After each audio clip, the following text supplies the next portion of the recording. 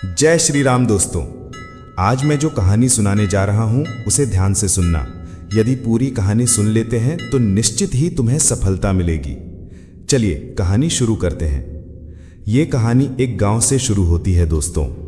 वो एक अजीब सी रात थी जब गांव के किनारे बसे एक छोटे से घर में एक दीपक रह रहकर टिमटिमा रहा था, मानो कोई आत्मा प्रतीक्षा कर रही हो किसी अनदेखे मेहमान की। घर के भीतर बूढ़ा हरिदास चुपचाप बैठा था। कमजोर शरीर, झुकी पीठ और आंखों में गहराई से भरी शांति। वो किसी से कुछ नहीं चाहता था, बस इतना चाहता था कि जो भी आए उसे खाली हाथ ना लौटाए।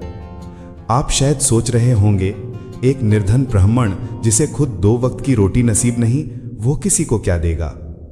पर यहीं से शुरू होती है वो कथा जो आत्मा को झंझोर देगी और सिद्ध कर देगी कि देने वाला हमेशा बड़ा होता है, मांगने वाला नहीं। हरिदास पहले भी ऐसा नहीं था।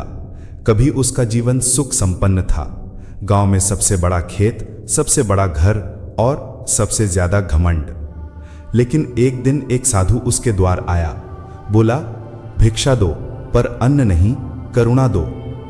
हरिदास हंसा, करुणा, वो भी भिक्षा में? और उसने साधु को खाली हाथ लौटा दिया। उस रात कुछ टूटा। सपनों में एक आकाशवाणी हुई, जिस दिन तू बिना मांगे देगा उसी दिन भगवान स्वयं तेरे द्वार आएंगे। और ये बात सच है दोस्तों कि जब हम किसी को कुछ देते हैं तो उसका 1000 गुना वापस करके भगवान हमें स्वयं देते हैं। इसलिए कहा जाता है कि दान पुण्य करना चाहिए। दान पुण्य करने से जीवन में किए गए जो कुछ पाप होते हैं कुछ तो कम पड़ ही जाते हैं। क्या पता हमारे द्वारा दान करने से किसी की जिंदगी अच्छी बन जाए। वक्त बदला पर हरिदास नहीं। संपत्ति घटी, लोग बिछड़ते गए और अंत में रह गया सिर्फ वो और उसकी लकड़ी की चौकी। पर अब वो कुछ बदल चुका था। हर सुबह द्वार खोलता, दीप जलाता और जो भी भूखा दिखता उसे आदर से भोजन कराता। वो किसी से कुछ पूछता नहीं, न नाम, न जात, न वजह। बस कहता, जो आया है वो भगवान है। गांव वाले कहते, पगला गया है हरिदास, खुद भूखा रहता है और बांटता है। पर हरिदास मुस्कुराता, जिस दिन मांग से पहले दूंगा उसी दिन ही चैन से बैठूंगा। फिर एक दिन सावन का महीना था और तेज बारिश हो रही थी। हवा चल रही थी और बादल गरज रहे थे, क्योंकि सावन का महीना था। और दूर से एक परछाई हरिदास के द्वार की ओर बढ़ रही थी। वो एक थका हुआ, भीगा हुआ अजनबी था। चेहरे पर दाढ़ी, आंखों में थकान, पर चाल में तेजी। हरिदास ने कुछ न पूछा, बस चौकी से उठा, भीगे पैरों को पोंछा, गरम खिचड़ी परोसी और अपने चादर का आधा हिस्सा उसके कंधे पर डाल दिया। वो अजनबी मौन था, पर उसकी आंखें बोल रही थीं, कृतज्ञता इतनी गहरी कि वाणी भी साथ छोड़ दे। हरिदास ने मुस्कुराकर कहा, कुछ मांगते क्यों नहीं? अजनबी बोला, क्योंकि जो बिना मांगे देता है उसके द्वार मैं नहीं, भगवान आते हैं। हरिदास ठिठक गया। उसने उस अजनबी की आंखों में देखा और अचानक उसकी सांस थम सी गई। वो चेहरा, वो दृष्टि, वो कोई साधारण यात्री नहीं था। धीरे धीरे उस व्यक्ति की आकृति बदलने लगी। वो तेज, वो प्रकाश, जैसे कोई दिव्य रूप सामने प्रकट हो रहा हो। हरिदास की आंखें भर आईं। वो जमीन पर गिर पड़ा। प्रभु, आप! उस दिव्य आकृति ने हाथ बढ़ाया। तू अब तैयार था, इसलिए मैं आया हूं, क्योंकि तू देने वाला बन चुका। सुबह जब गांव वाले आए तो हरिदास के द्वार पर केवल एक दीपक जल रहा था। हरिदास वहीं बैठा था, शांत, स्थिर, जैसे किसी ने उसे छू लिया हो। उसके चेहरे पर एक दिव्य मुस्कान थी और उसकी हथेलियों पर कुछ लिखा था, जो बिना मांगे दे उसी के द्वार खुद भगवान आते हैं। उस रात के बाद हरिदास के जीवन में कुछ और भी बदला। अब उसके सपनों में दृश्य आने लगे। कभी वो किसी राजमहल में होता, कभी किसी तपस्वी की कुटिया में और कभी किसी युद्ध भूमि में मौन खड़ा। उसने देखा, वो कई जन्मों से इसी प्रतीक्षा में था कि कभी किसी को बिना मांगे कुछ दे सके। हर जन्म में वो कुछ मांगता था, मान, सम्मान, पुण्य, मुक्ति। पर इस जन्म में उसने मांगना छोड़ दिया था, सिर्फ देना चुना था। उसे धीरे धीरे स्मरण होने लगा कि वो वही है जिसने कभी साधु को ठुकराया था। अब वही आत्मा विनम्रता का दीप बन चुकी थी। हरिदास का जीवन जैसे तप की ऊर्जा बन गया था। अब जो भी उसके द्वार आता सिर्फ भोजन ही नहीं, शांति और समाधान भी पाता। एक दिन गांव की एक स्त्री, जिसका पुत्र महीनों से बीमार था, वो हरिदास के पास रोती हुई आई। हरिदास ने बस उसकी आंखें देखीं और बिना कुछ कहे एक रोटी उसके हाथ में दी और कहा, भोजन नहीं, प्रार्थना समझकर देना इसे। स्त्री ने वही किया और अगले ही दिन उसका पुत्र चमत्कारिक रूप से स्वस्थ हो गया। क्योंकि कहा जाता है दोस्तों कि जब हम कुछ अच्छा कार्य करते हैं या अच्छा कर्म करते हैं तो भगवान हमारे जिंदगी में अच्छे अच्छे चमत्कार करते रहते हैं। फिर हमें सुख की प्राप्ति होती है, अर्थात सुख मिलने लगता है। तो दोस्तों धीरे धीरे गांव में बातें फैलने लगी। हरिदास अब साधु नहीं, साक्षात पुण्य का स्तंभ है। उसका द्वार अब सिर्फ एक झोंपड़ी नहीं, ईश्वर की चौखट है।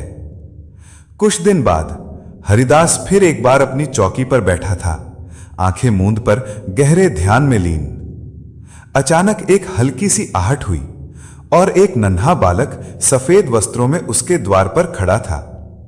उसने धीरे से कहा, बाबा, मुझे भूख नहीं है, लेकिन क्या आप मुझे मौन दे सकते हैं? हरिदास मुस्कुराया। उसने अपनी आंखें खोली, बच्चे के पास गया और उसका हाथ थामकर बोला, तू पहला है जिसने मांगा नहीं, केवल मौन मांगा। वे दोनों वहीं बैठे रहे घंटों तक, बिना एक शब्द बोले। सिर्फ हवा थी, दीप की लौ थी और दो आत्माओं का संवाद। अगली सुबह हरिदास की चौकी खाली थी, लेकिन वहां एक पंक्ति दीवार पर लिखी थी, जिसने जीवन मांगा वही मृत्यु से डरा, जिसने कुछ न मांगा वही अनंत हो गया। गांव में अब हर कोई जानता था, हरिदास अब नहीं रहा, पर उसकी आत्मा हर द्वार पर है, जहां कोई देता है बिना मांगे। उसका नाम अब किसी पूजा में नहीं लिया जाता, बल्कि हर दयालु कर्म, हर निस्वार्थ दान, हर चुपचाप दी गई रोटी में उसकी उपस्थिति है। और अंततः यही संदेश रह गया, जो बिना मांगे दे, उसी के द्वार खुद भगवान आते हैं। एक सप्ताह बीत चुका था। गांव के लोग अब हरिदास की चौखट को मंदिर मानने लगे थे। जहां पहले सिर्फ भूखों के कदम पड़ते थे, अब वहां वे आते थे जो जीवन से थक चुके थे, जो शांति की खोज में थे। एक दिन वहां एक वृद्ध सन्यासी आया, केसरिया वस्त्र, लकड़ी की छड़ी और आंखों में वो दीप्ति जो किसी जन्म जन्मांतर के ज्ञाता में ही होती है। वो चुपचाप चौखट पर बैठ गया और बोला, हरिदास गया नहीं, बस अगली यात्रा पर है। गांव वाले चौंके। किसी ने न पूछा न बताया, फिर भी उसे सब पता था। उसने दीपक की लौ को देखा और बोला, ये लौ तब तक जलेगी जब तक कोई आत्मा बिना मांगे देने का साहस करती रहेगी। फिर वो एक कागज निकाल कर रख गया, जिसमें कुछ चित्र थे। एक बच्चा जो पीपल के नीचे बैठा था, एक स्त्री जो रोटियां बांट रही थी और एक साधु जो सिर्फ मुस्कुराकर कहता है, मांग मत, दे। गांव में सन्नाटा छा गया। सबने सिर झुका लिया, क्योंकि वे समझ गए कि हरिदास अब शरीर में नहीं, पर हर करुणा में है। और तभी सावन की बारिश फिर शुरू हो गई, धीमी, निरंतर, जैसे आकाश भी भीग रहा हो उस स्मृति में। सावन की एक और रात थी। कई मील दूर एक शहर के मंदिर में एक बालक हर रोज जल चढ़ाता था, पर उसके शब्द अलग थे। हे प्रभु, मुझे कुछ मत दो, मुझे किसी को देने की शक्ति दो। पुजारी चौंकते, ये बच्चा कुछ मांगता नहीं। उसके साथ एक महिला होती जो प्रसाद के दो हिस्से बनाती, एक खुद खाती और दूसरी बगल में बैठी किसी भूखी आत्मा को देती। और वहीं दूर खड़ा एक सन्यासी बस देखता रहता, मौन, शांत, साक्षी। एक दिन उस महिला ने मंदिर में कहा, आज मैंने सपना देखा, एक वृद्ध ब्राह्मण मेरे दरवाजे आया और बोला, देती रहो, मांगे बिना। उसी दिन वो महिला किसी को गोद लेती है, एक लड़की को जो बेसहारा थी। और जैसे ही वो बच्ची मुस्कुराती है, संत के होंठ भी हिलते हैं, हरिदास, तू वापस आया है। कहानी अब शहर में फैलने लगी थी। ये परिवार कुछ मांगता नहीं, लेकिन जो भी आए लौटकर कुछ लेकर ही जाता है। वहां एक दीवार पर लिखा जाने लगा, सावन का जल तो हर कोई चढ़ाता है, पर जो अपना अहंकार चढ़ा दे उसी के द्वार भगवान आते हैं। कई साल बाद उसी शहर में एक यूट्यूबर अपनी टीम के साथ भारत के चमत्कारी लोगों सीरीज के लिए रिसर्च कर रहा था। वो गांव आया जहां हरिदास रहते थे। उसने जब वहां की कहानियां सुनी तो बोला, ये कहानी तो बहुत अच्छी है भाई। लेकिन फिर उसने उस दीवार को पढ़ा, जिसने कुछ ना मांगा वही अनंत हो गया। और उसी रात उसे सपना आया। हरिदास उसे देख रहा था और सिर्फ एक वाक्य कह रहा था, सुनना सीखो तभी बोल पाओगे, देना सीखो तभी कुछ बनेगा।